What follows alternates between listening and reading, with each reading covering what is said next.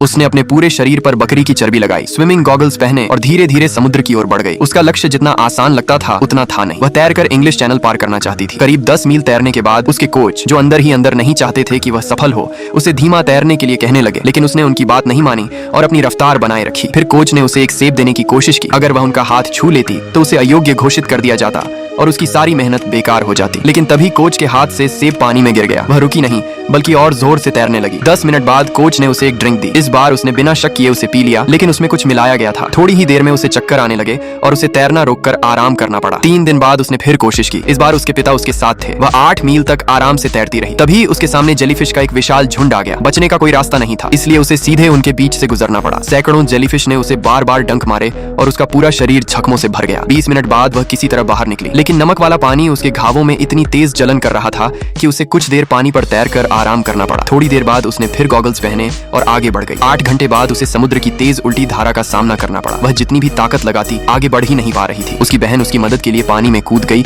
और उसके साथ तैरने लगी, लेकिन 1 घंटे बाद उसकी बहन पूरी तरह थक गई और नाव पर वापस लौट गई। रात होते ही घना कोहरा छा गया। अब नाव भी उसे रास्ता नहीं दिखा पा रही थी। वह अंधेरे में अकेली, थकी हुई और पूरी तरह भटक चुकी थी। तभी उसे दूर एक हल्की सी रोशनी दिखाई दी। किनारे पर उसका दोस्त मशाल लेकर खड़ा था, जो उसे सही दिशा दिखा रहा था। उसने अपनी बची हुई सारी ताकत जुटाई और उस रोशनी की ओर तैरती रही। 1 घंटे बाद उसका हाथ रेत से टकराया। वह आखिरकार किनारे पहुंच चुकी थी। यह एक सच्ची कहानी है। ट्रूडी एडरले इंग्लिश चैनल पार करने वाली पहली महिला बनी। उन्होंने साबित कर दिया कि दृढ़ निश्चय हर शख्स से बड़ा होता है और हिम्मत हर उस आवाज को चुप करा सकती है जो कहती है तुम नहीं कर सकते।